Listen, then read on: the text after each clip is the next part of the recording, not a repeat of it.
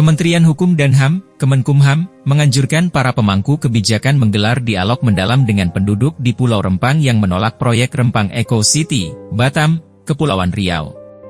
Dikutip dari Kompas.com, Direktur Jenderal Hak Asasi Manusia, HAM, Kementerian Hukum dan HAM, Kemenkumham, Dahana Putra mengatakan, Wali Kota Batam, Kapolda Riau, dan para pemangku kebijakan bertindak persuasif terhadap warga yang lahannya akan dikosongkan terkait proyek itu.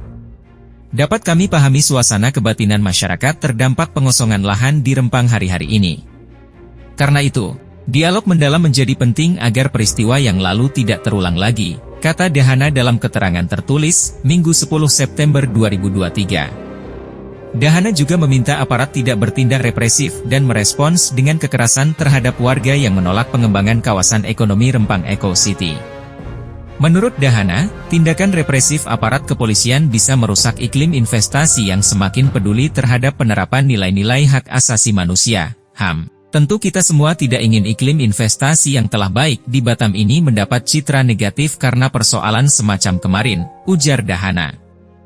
Direktorat Jenderal HAM, kata Dahana, telah berupaya memperkuat pemahaman aparat tentang pentingnya nilai hak asasi manusia dalam bertugas.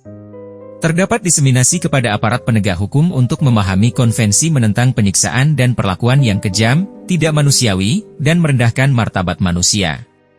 Dalam kegiatan diseminasi dan penguatan HAM bersama APH, aparat penegak hukum, selama ini, kami mendapat respons positif, ucap Dahana.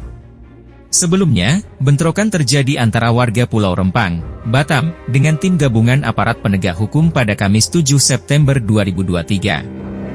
Bentrokan ini terjadi karena warga menolak pengembangan kawasan ekonomi Rempang Eco City di lokasi tersebut. Petugas gabungan mendatangi lokasi pukul 10 WIB, sedangkan ratusan warga memblokir jalan mulai dari Jembatan 4. Warga menolak masuknya tim gabungan yang hendak mengukur lahan dan memasang patok di Pulau Rempang.